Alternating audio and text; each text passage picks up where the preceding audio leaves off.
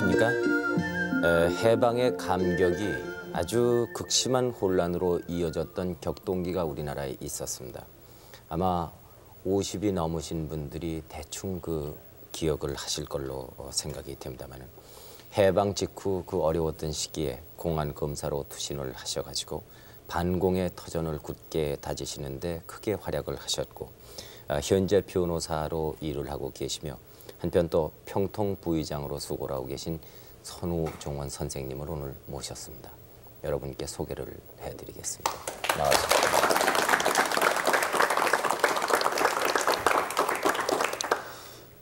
모시게 돼서 영광입니다. 네, 반갑습니다. 네.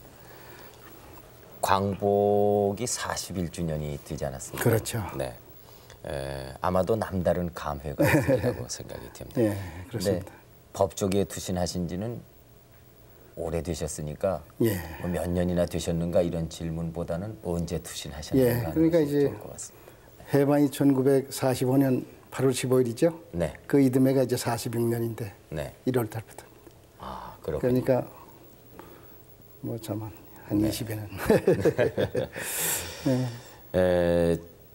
그때 아주 젊으신 나이셨을 텐데요. 그렇죠. 그때 네. 26살인가 7살이죠. 네. 그때. 하시고 싶은 일이 굉장히 많으셨을 텐데, 특히 그 검사직을 택하신 데는 어떤 동기가 있으셨나요? 예.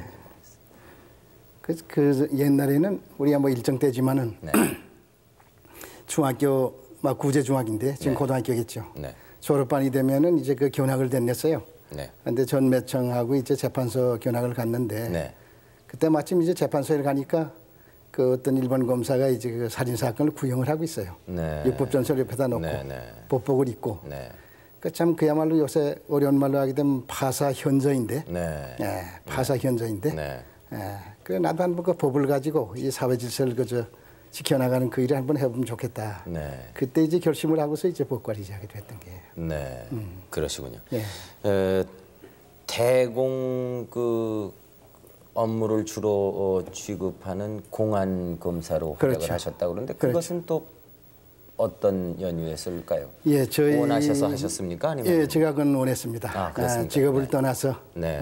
첫째가 국가가 있으면 민족이 있어야 된다 하는 그 생각을 네. 우리 학생 때부터 가지고 있었어요. 네. 또 그리고 또 역시 이 땅에서 네. 뭐 전 인류의 적이라고도 할 수 있겠지만은 네. 공산당을 몰아내는 것만이 우리가 살 길이고 또 우리는 역시 자유민주주의의 꽃을 피우려는 거 아닙니까? 네. 예, 그 결실을 맺으려면은 공산당을 이 땅에서 몰아내야 되고 네. 또 하나는 이제 우리 민족지상과업인 또 이제 조국의 통일. 네. 이것이 또 역시 이루어질 수밖에 없다 하는 그런 하나의 사명의식을 가지고 건방진 얘기입니다만은 네. 그때 이제 그런 의식을 가지고서 들어갔던 건 사실입니다. 네.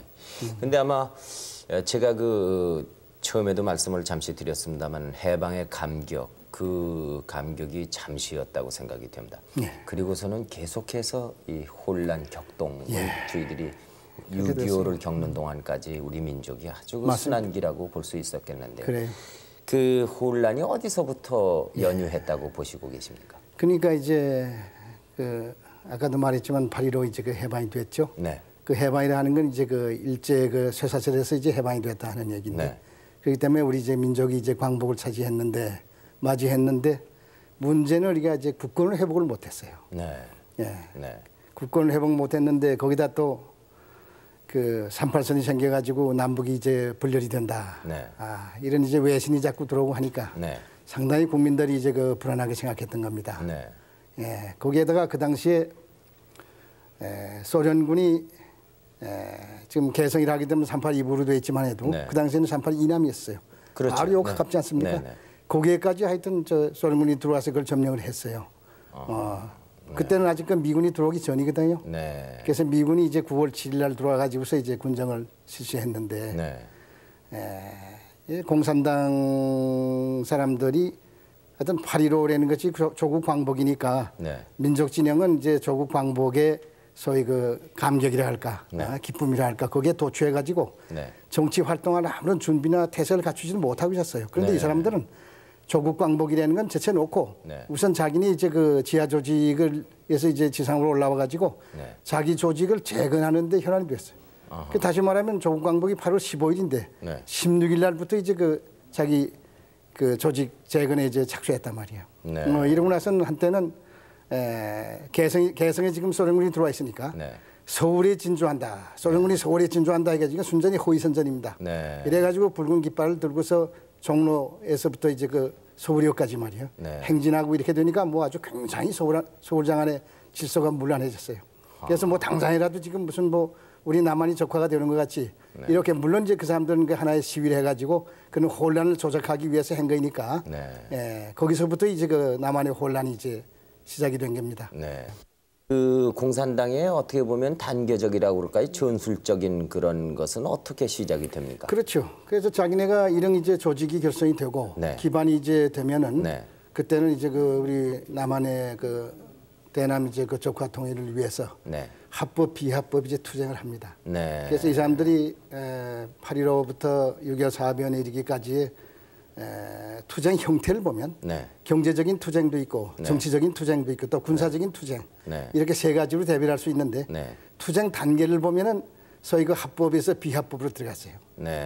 비합법으로 들어갔다는 건 무슨 얘기냐니 정치 활동에서 폭력 수단으로서 이제 들어간 게 폭력 수단으로서 또 어느 정도까지 가가지고서는 그 뒤에는 유격대 전술로 아주 무장을 해가지고 그리고 무장으로서 이제 그 게리라 전술을 이제 인민 유격대인데 게리라 전술로서 나온 거죠. 근데 그 다행히도 그 당시에 막 우리 검이지만은 검찰하고 경찰이 또 군에 이제 많은 지원을 받아가지고 섬멸을 했어요.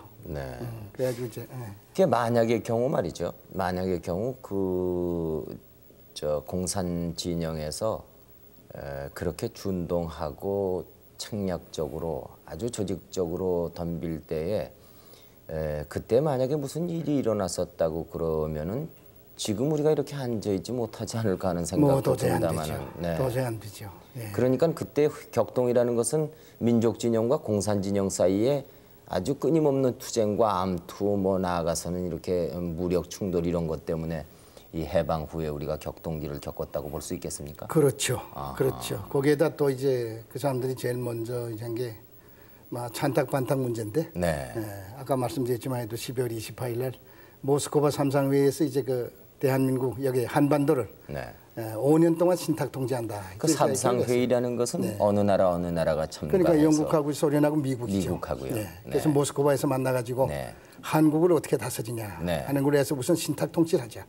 그래서 5년 후에 한국 사람이 어느 정도 이제 그 정치 능력이랄까 행정 능력이 이제 그 이루어졌다고 할 때 그 넘겨주자. 뭐 이래 된 건데 그거는 어디까지나 이제 소련의 그 흉계죠. 그런데 그 찬탁과 반탁이라는 얘기는 어떤 뜻으로 저희들이 받아들입니까? 그러니까 그 신탁 통치를 한다는 것을 반대한 것이 반탁 아니겠습니까? 그러면 찬탁은 어느 쪽에서 했습니까? 그러니까 이제 중국 같은 데를 본다 하게 되면 국공합작이라는 게 있잖아요. 국공합작이라는 게 그저 모택동 전술에 이제 하나로 나와 있는 겁니다. 그러니까 자기네가 처음부터 그 소위 그 적화를 할 수 없으면은 합작한다 하는 것에서 그 연합 정부를 세우거든요. 그리고선 그걸 먹어 들어가 가지고서 그다음에 자기네 적화 통일시키는 건데 그런 의미에서 우리 이제 신탁 통치라는 것도 소련이 제안한 건데 이북은 자기네가 점령하고 있으니까 솔직한 얘기는 이남 가지고서 지금 문제 삼는 게예요. 그럼 자기네가 또 먹겠다 이제 그거거든. 적화 통일하겠다는 얘기인데 그러니까 당연히 민족 진영에서는 그걸 반대하고 나올 수밖에 없잖아요. 그런데 회개막직한 게 처음에 12월 24일 날 그래서 민족 진영은 전부 일어서서 이제 그 반탁으로서 났어요. 그런데 조선공산당이 역시 또 반탁으로 나왔어요. 그러다가 사흘 만에 태도를 표변해 가지고서 그다음에 찬탁으로 나왔단 말이에요. 이거는 이제 그 소련의 역시 그 지령을 받아가지고 자기 태도를 이제 바꾼 겁니다. 그렇군요.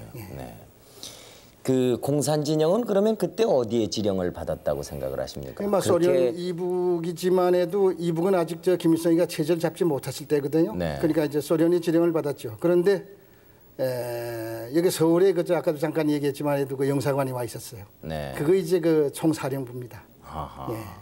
그 정동에 있었던 것이. 정동에 있던 거예요. 그럼 정식으로 그 외교 관계가 수립이 돼가지고 영사관이 개설이 돼 있었습니까? 그러니까 그 이제 미 군정 때니까. 미 군정 때니까 이제 이런 우리나라하고는 아직 우리가 주권을 정부 수립하기 전이니까 미 군정의 그러니까 연합군의 일원으로서 그대로 진주를 했죠. 그 불법적인 사건을 굉장히 많이 그 당시에 저질렀다고 들었습니다. 그 공산 진영에서요. 그렇죠. 그 대표적인 것이 어떤 것이 있습니까요? 그러니까 이제 제일 먼저 이제 우리가 꼽을 수 있는 것이 소위 위조 집회 사건입니다. 조선 정판사 위조 집회 사건이라 하는 건데, 그러니까 이제 소위 조선공산당에서 자기 정치 공작금을 이제 만들어야 되겠고, 또 한편으로 이제 위조 집회를 만들어 가지고 대량으로 뿌리면 우리 경제가 교란이 되지 않겠어요? 그렇겠죠. 그 인플레 현상을 이제 조성하기 위해서 그 두 가지 목표를 위해서 그때 조선 정판사라는 것이 본래 그 조선은행권을 거기서 찍었어요. 그런데 그걸 알고서 조선공산당에서 그걸 접수를 했습니다. 접수해가지고서 본래 계획은 이제 1,200만 원을 이제 위조 지폐를 만들려고 그랬어요. 그때 당시 화폐로요? 예, 지금 생각해 보면 1,200만 원이 무슨 돈이 하겠지만 그 당시에 우리나라 1년 예산이 900만 원입니다. 아휴. 예산이 900만 원인데 위조 지폐가 1,200만 원이 나오게 되면 우리 경제는 어떻게 되겠어요? 그건 뭐 설명할 필요가 없잖아요. 그런데 그게 다행히 이제 일부 나왔는데요. 일부 나왔는데 지금 저 중부경찰서입니다. 거기에서 이제 그걸 알아가지고서 그러니까 46년 이제 5월달에 그 일망타진했어요. 그래서 어떻게 해서 일망타진하시게 되셨습니까? 근데 그 원판을 이제 뚝섬에다 가지고 나가서 거기서 이제 찍었어요. 근데 뭐랄까 이름을 잊어버렸는데 김뭐라고 하는 김창모라고 하는 사람인데 그 사람을 이제 검거해 가지고 원판을 압수해 가지고 증거가 드러나 가지고서 완전히 이제 거의 검거가 되었습니다. 근데 그 사건을 계기로 해서 공산당의 공판 방해 공작이라는 게 굉장했습니다. 그래서 그때 경무부장 하던 조병옥 씨, 또 이제 여기 수도경찰청장 하던 장택상 씨, 그 사람들이 현장에 나가서 지휘해가지고 공판 방해. 다시 말하면은 형무소에서 그 자기네 재판을 받으러 올 때 그걸 이제 탈취해가지고 그대로 이제 그 공판도 방해하고 그 사람을 인질로 아주 탈취해가지고 가려고 말이에요. 굉장한 사건이 있었죠. 근데 그게 이제 다행히도 이제 그 검거가 돼가지고. 그렇기 때문에 이제 그 조선공산당이라 하는 것이 그 위조 지폐를 만들었다 하는 것이 아주 완전히 백일하에 드러났어요. 그건 뭐 경제적인 이제 교란 방법으로 그렇게 하지 않았겠습니까? 그런데 그건 뭐 말할 것도 없는 그런 타격을 주기 위한 작전이었을 텐데요. 참 아주 악랄한 방법이 아니겠습니까? 그럼 무력적으로는 어떻게 했습니까? 그러니까 무력 충돌도 많았다고 들었는데. 처음에는 그 사람들이 무력으로 처음부터 하진 않았어요. 아까 전에 말씀드렸지만 해도 소위 그 합법수단, 소위 정치적인 투쟁. 그것이 우리가 지금 아까도 김생 말씀하셨지만 해도 아마 50 넘은 사람은 되게 짐작하겠는데 46년 이제 그 10월 초하룻 날 일어났던 대구 폭동 사건. 이것이 이제 그 용산역에서 철도 이제 그 노절시켜 가지고 파업을 시켰어요. 파업이라는 건 노동 상권이 있었다 해서 그게 하나의 합법적인 투쟁으로 되거든. 그런데 그 사람들이 뭘 노린 거 아니? 그 당시에는 우리가 식량이 없었어요. 전부 미국에서 공부를 받았단 말이에요. 그러면 철도 파업을 하게 되면 식량 수단이 아주 완전히 마비가 돼버리니까. 그러면 각지에서 이제 식량 기근이 일어날 게요. 그런데 제일 그 당시 인구가 많은 게 서울 내놓고 대구입니다. 그러니까 서울은 여기 중심이니까 철도로 이렇게 되면은 대구가 식량 마비가 될 것이다 하는 걸 내다보고서 철도 파업에 지령을 해가지고 철도 노조에 지령을 해가지고 파업을 일으켰어요. 그러니까 그 철도 노조 안에 그렇죠. 공산당원들이 많이 있었다는 얘기 아니겠습니까? 그렇죠. 그러니까 철도 노조라는 게 딴 게 아니고요. 조선공산당을 만들어가지고 외곽단체로서 노동조합 전국 평의회라 하는 걸 조직을 했어요. 그래서 소위 전평이라고 그랬는데 그 밑에 전부 노조가 다 들어가 있습니다. 철도 노조, 뭐 재신 노조, 뭐 무슨 노조 할 것 없이 다 들어가 있는데 그러니까 남노당의 지령을 받아가지고 움직이는 외곽단체죠. 그것이 45년 12월 말까지 29개를 만들었어요. 29개. 그래 저 파업을 해가지고 어떻게 됐습니까? 그러니까 이제 대구에 식량이 수송이 안 됐단 말이야. 그래서 대구에서 이제 그렇게 되니까 식량 기근이 날 거 아닙니까? 그래서 이걸 이제 폭동으로서 이제 전환을 시켰어요. 그러니까 지금 그 도청에 전부 모이게 해가지고 군중을 모이게 해가지고 식량을 달라, 쌀을 달라 하는 걸로 폭동화해 버렸어요. 이게 바로 이제 하나의 전술적인 면을 보게 되면 파업에서 폭동으로 전환하는 중요한 이제 그 사건입니다. 그때부터 이제 합법 투쟁이라는 건 그만두고. 폭력 투쟁으로서 이제 나오는 거죠. 그렇게 되면은 그 공산당원이 아닐지라도 말이죠.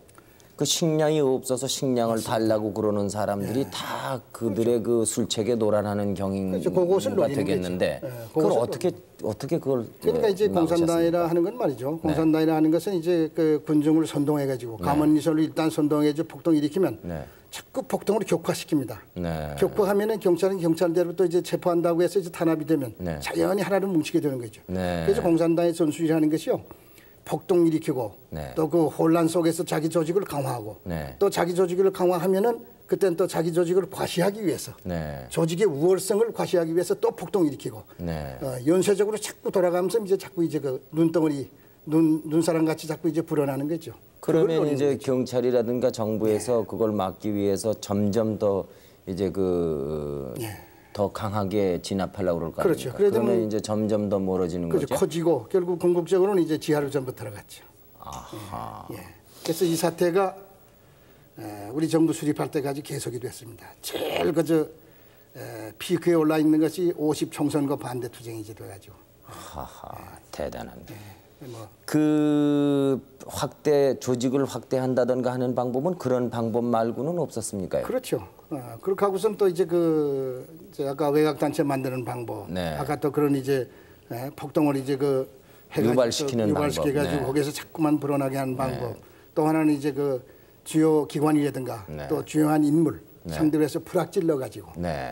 거기서 또 이제 자기네 세력을 부식하는 방법. 대개 이제 그런 것이 이제 공산당 조직 활동의 하나의 철칙으로 되어 있어요. 그러면은 해방 후에 약 3년간 그런 격동기가 있었다고 볼 수 있는데요. 맞습니다. 그 동안에 그러면 우리 민족 진영, 소위 우리 자유 진영에서는 뭘 하고 있었을까요? 자유 진영은 뭐 자유 진영대로 나름으로 이제 하겠지만 해도 우리 역시 그 자유 진영이라 하는 것은 목적만 좋다고 해서 수단 방법 가리지 않는 건 아니잖아요. 그렇겠죠. 수단도 좋고 네. 우리 자유민주주의라는 게 수단 자체가 좋아야 목적도 좋아지는 거 아닙니까? 그런데 이 사람들은 자기네 목적을 위해서 그러니까 건설을 위해서 파괴, 건설을 위해서 파괴한다는 게 제들이 그 수단 아닙니까? 그러니까 건설을 위해서 파괴하니까 파괴하는 자체도 신성시한다. 그러니까 목적만 좋으면은 수단이라는 것은 아무리 봐도 관계없단 말이에요. 저희들도 어렸을 적에 그 남노당이라는 얘기를 많이 들었거든요. 그렇습니다. 남노당이라는 것이 소위 지금 말씀하신 그것이 본래는 조직입니까? 조선공산당입니다. 해방 직후에는. 그러다가 46년 11월 달에 가서 그 신민당이라고 하는 게 있었어요. 이게 다 좌익 정당입니다. 또 인민당이 있었습니다. 그리고 지금 조선공산당 셋이 합쳐가지고 남조선 노동당이라 하는 걸 만들었는데 그게 남노당. 그건 이제 하나의 대중정당으로서 이제 폭을 넓힌다 해가지고 자기네 조직을 이제 크게 만들기 위해서 남노당으로서 이제 개편했다. 학원에는 침투를 안 했습니까? 학원 불학지 굉장했죠. 뭐 방송국에도 들어갔고 잡지사, 신문사, 또 뭐 법조계, 교육계. 제일 이제 학원이 그때 큰 게 이게 서울 상대입니다. 서울 상대 아주 그 사건이나 뭐 불학질하게 되면 아마 국립서울대학에서 아마 제일 컸고. 그리고 뭐 여기 주한 외국 공관, 또 우리 해외 공관, 또 정당, 또 사회단체, 이제 이런 데 전부 불학질 집어넣고 지금. 그러니까 그 미 군정 하에서 그 정치의 어떠면은 그 자유를 보장해 준다. 정당의 자유를 보장해 준다. 그러니까 정식으로 아주 남조선 무슨 노동당인가를 조직을 해 가지고 맞습니다. 그러니까 이 공산당과 자유진영이 어떻게 보면 같이 이렇게 섞여서 있었다 그래도 과언이 아니에요. 그렇죠. 맞습니다. 그러면 충돌이 대단히 많았겠어요. 대단히 많았죠. 그래서 이제 아까 남노당 말씀이 났는데 남노당을 이제 조직하고 아까 외곽단체 29개를 만들어 가지고 그걸 이제 민주주의 민족전선이라 하는 이제 그 행동대로서 조직을 개편했어요. 그래 지금 47년 3.1절. 3.1절이 뭐 이제 우리가 다 이제 경축하는 날인데 그래서 우리 민족진영에서는 서울 운동장에서 경축식을 했어요. 그런데 이 사람들은 이제 남산공원에서 지금 음악당 있는데 김구 선생 그 공사 있는데 바로 거기입니다. 거기서 해가지고 이제 첫 번째 이제 그 좌우익이 그 충돌이 났어요. 그런데 그 특히 할 만한 것은 이제 그 무력 충돌입니다. 그런데 바로 이제 지금 남대문 있지 않습니까?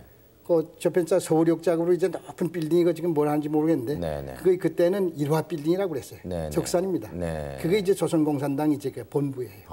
거기다 이제 아주 굉장히 대형 붉은 길을 이제 달아놓고 거기서 모든 이제 지령을 전부 내리고 그랬는데 바로 그 앞에서 충돌이 됐어요. 그래서 이것은 뭐냐?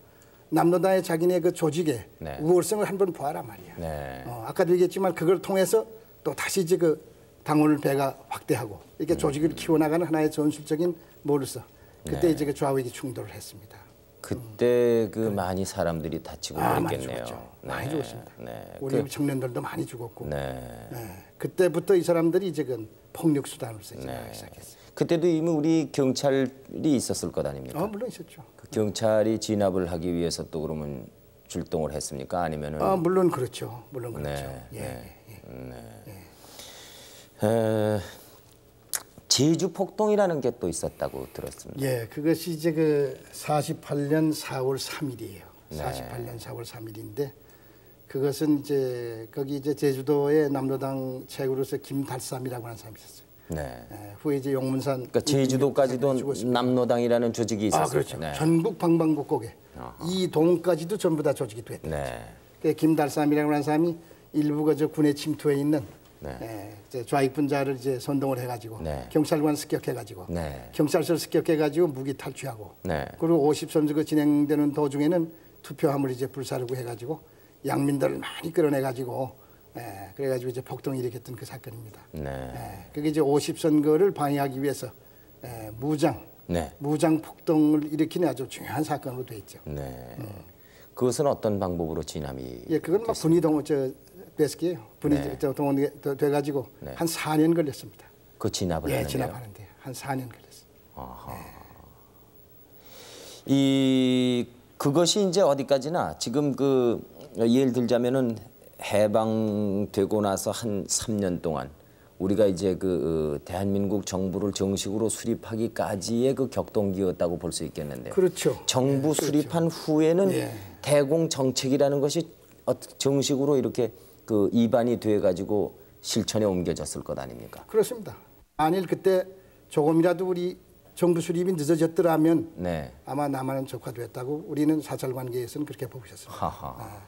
이렇게 이제 돼서 결국 정부 수립되게 해지고 제일 먼저 착수한 것이 그 공산당 불법화 사건입니다. 공산당을 이제 불법화 시켜야 치안 유지가 된다는 것은 그건 뭐 3살 난 어린애도 알 수 있는 사건. 그래서 그때 이제 재헌국회가 이제 됐죠. 그러니까 국가보안법을 제정하려고 하는데 여기에 또 하나의 그 암초에 또 붙였어요. 벌써 이 사람들이 국회 안에다 프락지를 또 집어넣었어요. 그래서 국회 부의장 우리는 김약수 씨를 비롯해서 노일환 씨라든가 이문원 씨라든가 하여튼 그 핵심이지 14사람인데 그 사람들로 하여금 이제 국가보안법 제정 반대. 또 하나는 미군 철수. 이것을 이제 기치를 들고 나왔습니다. 한데 다행히도 이제 국가보안법은 통과가 됐고 또 미군 철수 결의안이 또 부결이 됐어요. 그것이 이제 그 49년 이제 2월 초였습니다만.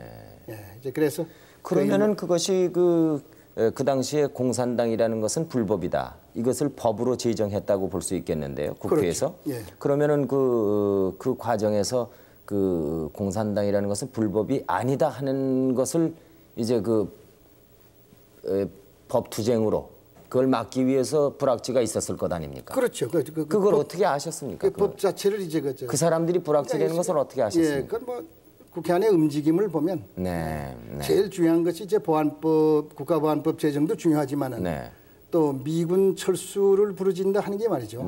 이것은 요거만 가지고서 다쓸 수는 없는 겁니다. 그러니까 저 사람들이 이제 50선거를 방해하려고 하다가 그것이 안 되지 않았어요? 그러니까 이번에는 대대적인 아주 폭동이 계획을 했어요.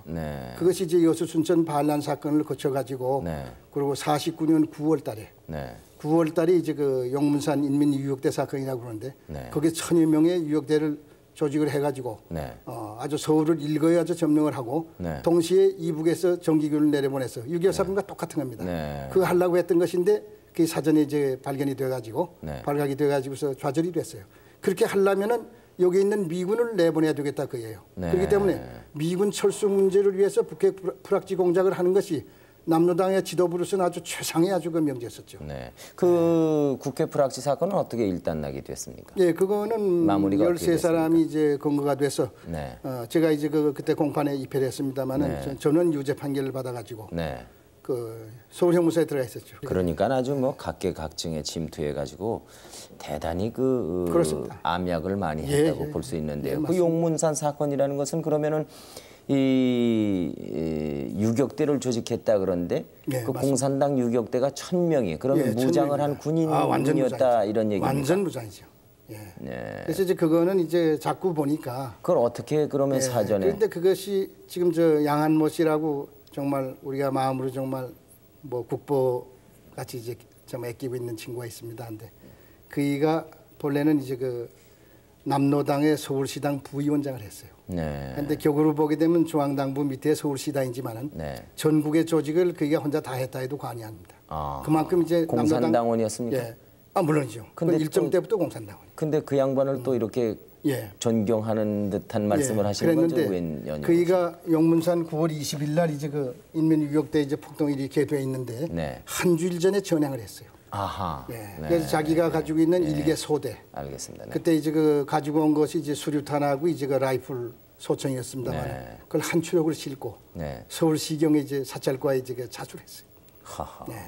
그래서 그 사람이 이제 제보하기 때문에 네. 9월 20일 그 인민유격대 폭동 사건이 그 좌절된 겁니다. 네. 그러니까 만일 그것이 안 그 됐다면 용문산에 있던 그 잔당들은 어떻게 됐습니까? 근데 그거 잔당은 뭐 우리 그 사람이 와서 제보를 했기 때문에 네. 우리 국군이 이제 그 포위해가지고 완전 섬멸을 했는데 아하. 그 이제 구성이라는 건 어떻게 된 거 하니 그 남로당의 본래 당수가 이제 박헌영이라고 하는 사람이 있었어요. 네. 그 사람이 아까도 얘기했지만 대구의 그 11 폭동을 대구에 직접 가서 지휘를 했습니다. 네. 네. 그래서 그것이 드러나가지고 체포령이 나왔어요. 네. 그러니까 월북을 했어요. 네. 그 월북해가지고 평양시에서 제가 이북 출신이기 때문에 잘 아는데 네. 평양에서 한 10리 떨어진 데 강동이라고 하는 데가 있어요. 네. 거기다 정치학원을 만들었어요. 네. 그래서 그것은 이제 뭔가 하니 남로당 당원을 이북으로 불러가지고 청년 당원들을 불러가지고 그 유격대 훈련을 했어요. 그래서 유격대 훈련해가지고서 그걸 저기 오대산을 침투시켜가지고 완전 무장시켜가지고 보낸 것이 600명이 용문산에 집결이 됐어요. 그리고 아까 저 제주도 4.3 사건 얘기를 했지만은 네. 거기에 김달삼이라고 하는 사람이 그 저 제주도 책이라고 그랬죠. 네. 그 사람이 또 역시 그 1월산을 거점으로 해가지고 이 사람은 완전히 소련제 무기를 저 가지고서 완전 무장을 했어요. 그게 400명. 이렇게 돼서 1000명이 9월 20일에 직결해가지고서 그날 밤에 아주 서울을 점령하는 걸로 이렇게 이제 됐던 겁니다. 근데 아까 말한 것 같이 이제 양한모 씨가 사전에 제보하는 걸로 인해서 완전히 섬멸하고 그 이제 그 계획은 이제 음모는 좌절이 됐습니다만 참 다행으로 생각합니다. 네. 참 다행스러운 일이네요. 만약에 그 무장 유격대라는 그 공산당원들이 1000여 명이 이 완전 무장을 하고 서울로 들어와 가지고 난동을 부렸다고 그러면은 그 당시에 그 치안 상태로는 참 아슬아슬한 얘기가 아니었겠는가 하는 생각이 드네요. 그러니까 그 양한모 씨라는 분은 참 그 우리에게 고마운 분이라고 볼 수가 있겠습니다. 그래서 6.25 나가지고 어떻게 마음을 먹고 그 양반이 전향을 하셨을까요? 그가 오랫동안 이제 공산당에 있었어요. 네. 그래서 이제 그가 자수한 뒤에 저도 이제 그 전향하는 과정에서 이제 만나고 그러셨습니다. 근데 문제는 이제 그 민족 문제입니다. 그 공산당이 민족이 없잖아요. 네. 자기네 그저 이데올기 지지하면 그잖아 인민이나 동지로서 뭐하지 같은 민족이라는 관념이 없거든요. 네. 우리가 공산당에 대해서 같은 민족이라고 그러지. 네. 그 사람들은 그게 없잖아요. 네. 거기에 이제 환멸을 느낀 거예요. 하하. 그리고 전부가 모순투성이가 많기 때문에 한다는 것이 전부 비인도적이고 잔인하고 거기에 이제 환멸을 느껴가지고 이제 전향을 한 게. 네. 아주 똑똑한 분입니다. 예, 뭐 참 좋은 사람입니다. 이 정부가 재헌국회에서 정부 수립 후에 곧바로 착수한 것이 이 공산당을 불법화한 법을 위반한 것인데요. 그 후로는 그러면 공산당은 정식으로 활동을 못했을 것 아닙니까? 지하로 전부 들어갔죠. 아, 지하로 들어갔습니까? 그 지하로 들어가서는 어떤 형태로 암약을 했습니까? 그러니까 결국 그러니까 공산당원들은 검거령이 내려서 검거하기 시작했습니까?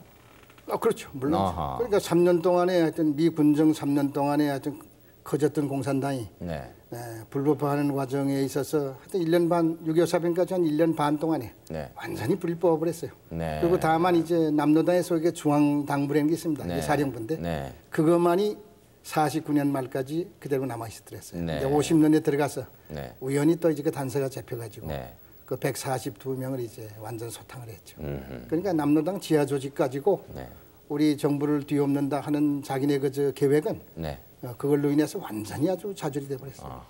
참 격동기 저희들이 말은 들었습니다만은 그 이상의 격동이 있었겠는가 그런 생각이 들 정도입니다. 근데 그 국회에도 뿌락지를 넣었을 정도면은 그 법조계에도 뿌락지가 있었을 것 같아요. 제가 바로 이제 그 법조 관계 그 사건을 제가 취급을 했어요.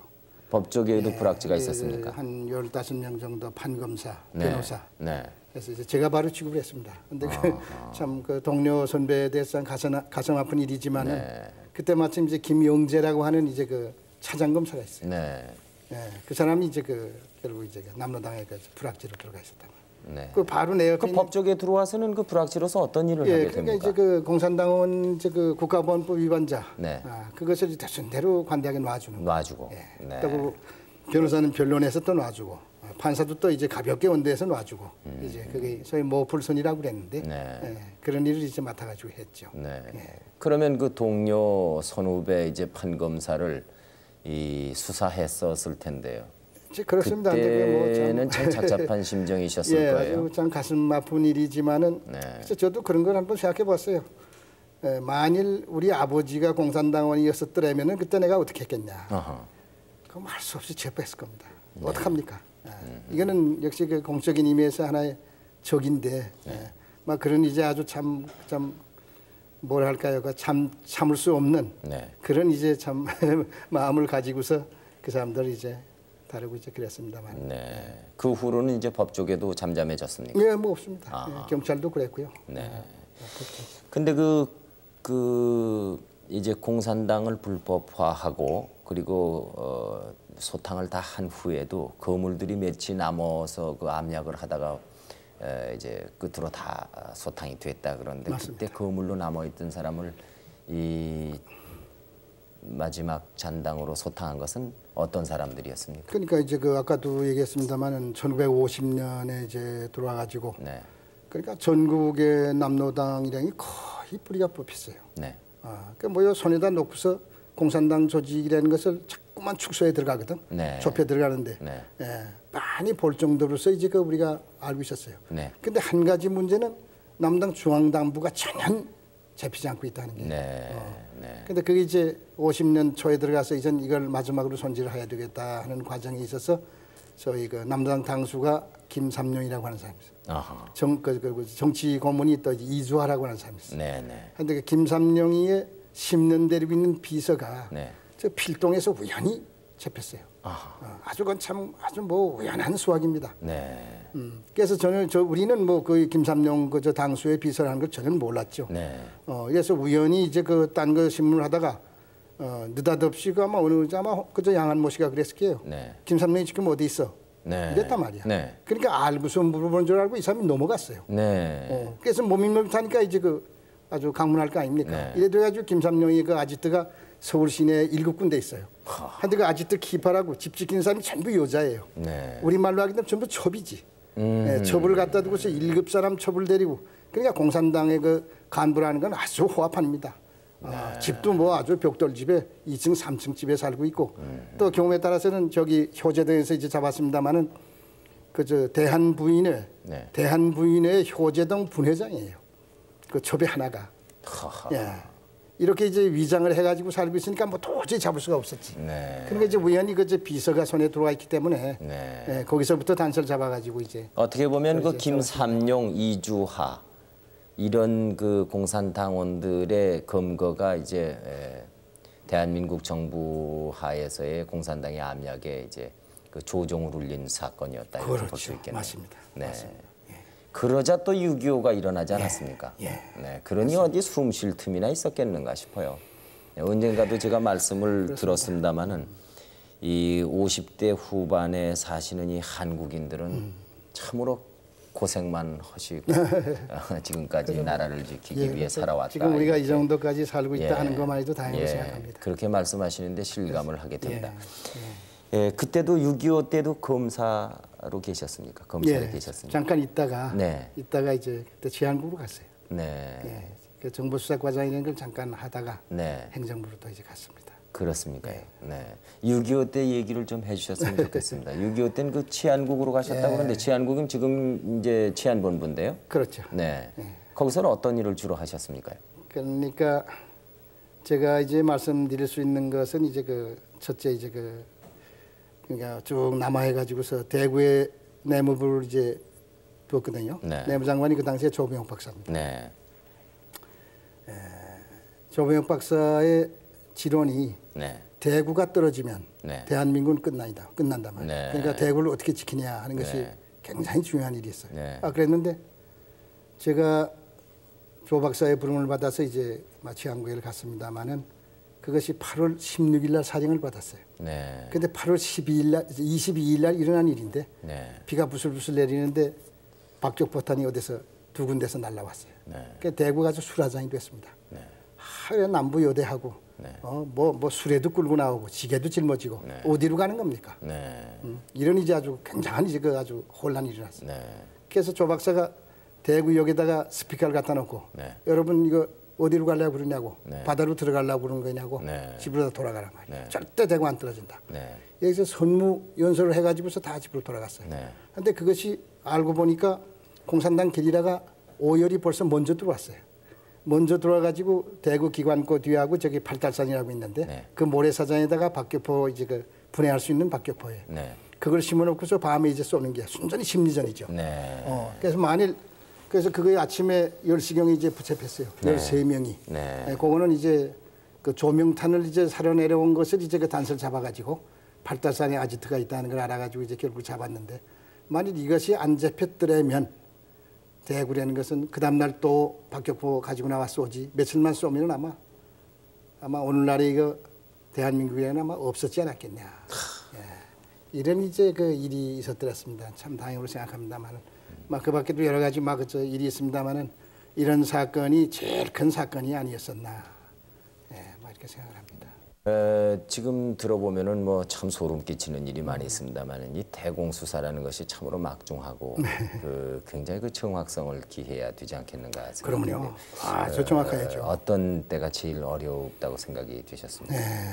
그러니까 아까 그 법조 불학지의 동료 선배를 이제 구속하지 않으면 안 되었다 하는 것도 있었지만은 또 하다가 보면은 또 전직 장관의 이제 그 아들, 딸이라든가 동생을 또 이제 잡지 않으면 안 됐었다 하는 그런 또 경우가 있었어요. 거기에까지 다 침투가 돼 있었습니까? 그렇습니다. 바로 이제 그 법무장관 하던 분의 이제 그 아들하고 딸하고 또 동생이 남로당의 아주 중요한, 그래서 아까도 말했지만 그 남로당 중앙당부에 아주 고위층에 이제 거기 들어가 있었는데 그거 뭐 어떡합니까? 그래서 그것도 이제 자꾸 그랬더니 뭐 이상한 이제 그 모략을 하고 그래서 제가 좀 그랬었습니다. 예, 뭐 어디서 돈을 받아먹고 뭐 사건을 만들었다 이래서 네.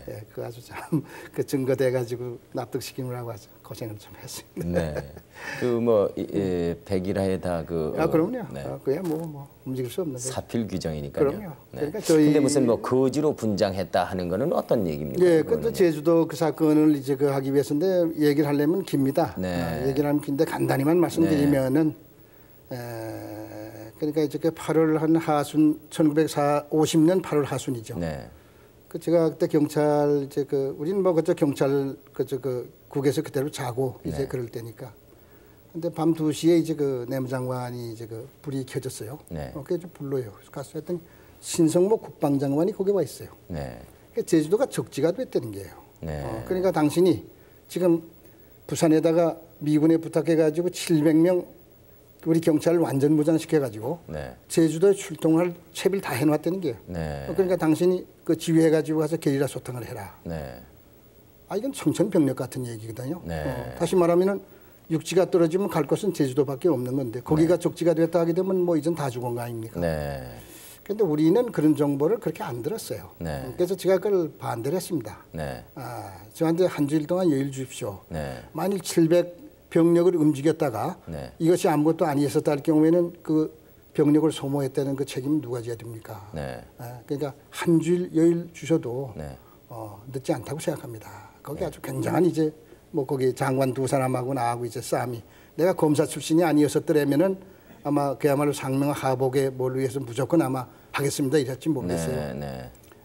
그래서 결국은 그 대안이 뭐냐 해서 내가 한번 들어가 보겠어 말이야. 그래서 이제 거지로 꾸며가지고 그 경찰 총경 경감급 5사람을 데리고 6사람이고 저까지 7사람인데 그래서 거기 들어가서 보니까 아무것도 아니에요.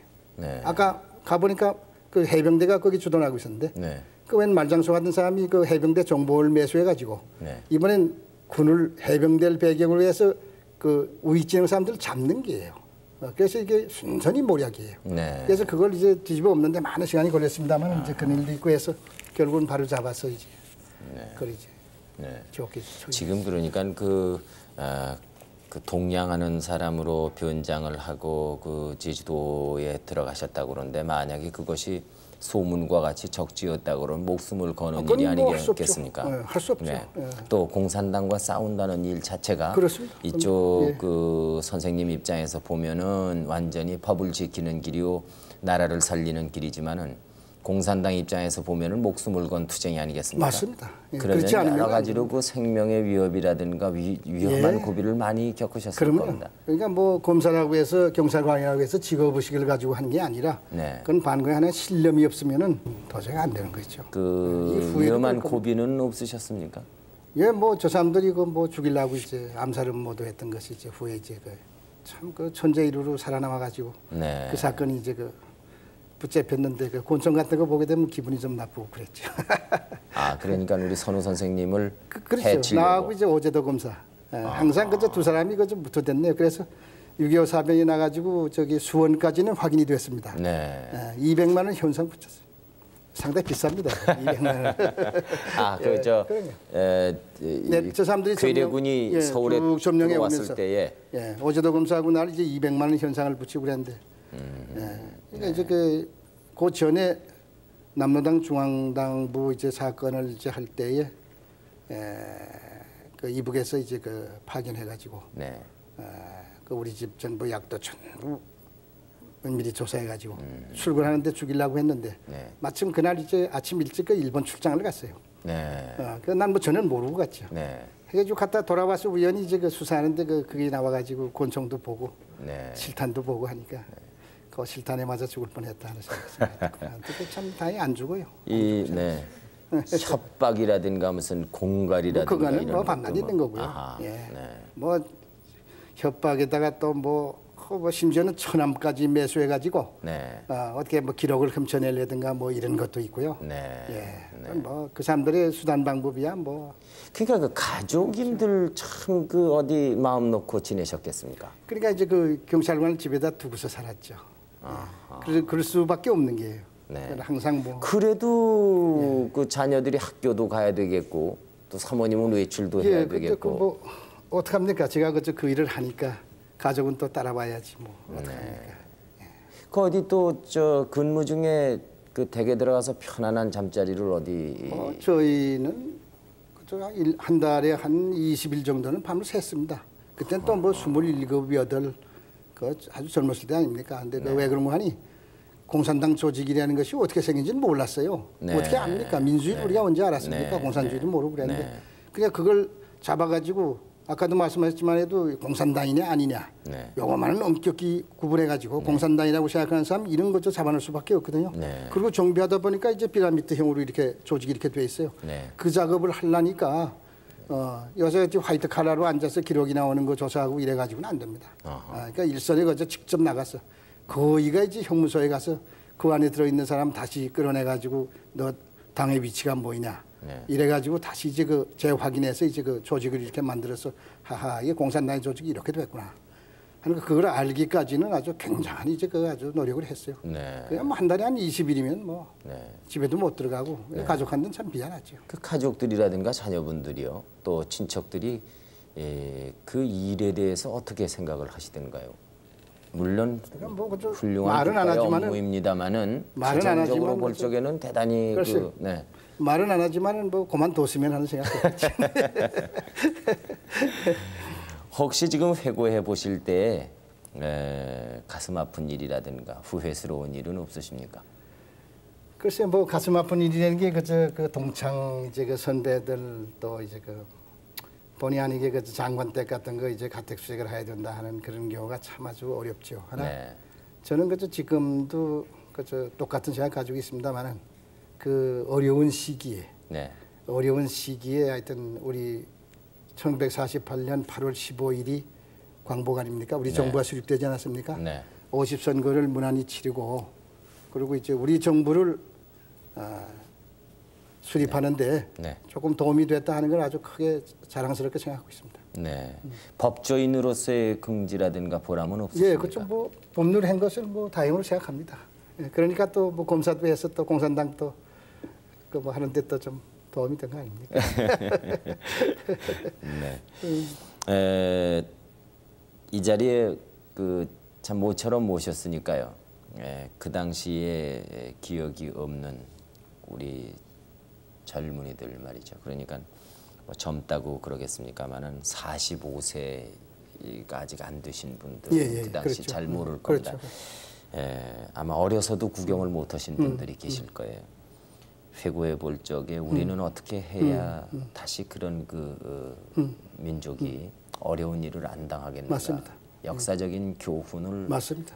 어떻게 해주시겠는지 좀. 공산당이라는 것이 역시 그 사람입니다. 네. 그러니까 자기네 소위 폭동 일으키고 투쟁하고 하는 그 전술, 그 방정식이 있어요. 그러니까 계속해서 그 사람들의 그 적화 망상이 사라지기 전까지는 계속해서 이제 대한민국을 적화하려고 노력을 할 겁니다. 그렇기 때문에 지금 우리가 이제 쭉 살펴본 거 그것만 보더라도 벌써 이거 혼란해서는 안 되겠다. 안정입니다. 어떻게 하면 우리가 정치, 경제, 사회 각 분야의 안정 기반을 구축하느냐. 여기에 이제 우리가 크게 노력을 해야 되겠고요. 또 하나는 이제 우리의 그 반공 자세입니다. 최근에 와서는 이제 참 하나의 물량적이고 가시적인 면에만 치부쳐가지고 눈에 보이지 않는 우리 생존과 직결되어 있는 이제 대공태세 여기에 대해서는 참 상당히 소홀히 하고 있는 것 같은 그런 느낌이 있어요. 매우 안타깝게 생각합니다. 그래서 우리는 반공 의식을 생활화하고 말이야 체질화해서 우리 생활 속에서 우리가 생각한다든가 또는 말한다든가 행동하는 것이 공산주의자들의 이익이 돼서는 안 되겠다 하는 것을 항상 점검하고 확인해 가면서 우리가 살아가야 되지 않겠냐. 이건 우리 국민이 4천만 국민의 의무라고 생각합니다. 그리고 또 하나 제가 말씀드리고 싶은 것은 우리 손으로 공산주의자의 침투를 막아내야 되겠어요. 또 침투되어 있는 공산주의자는 우리 손으로 색출을 해야 되겠어요. 그래가지고 우리 생존권과 결부되어 있는 말이야. 우리 반공 자세를 확립해가지고 정말 진정으로 내가 부탁하고 싶은 것은 왕성한 고발 정신을 우리가 발휘해서 이 땅에 한 사람의 불순분자라도 발을 못 붙이게 이렇게 해야 되지 않겠냐. 이것을 제가 이 자리를 빌려서 얘기하고 싶습니다.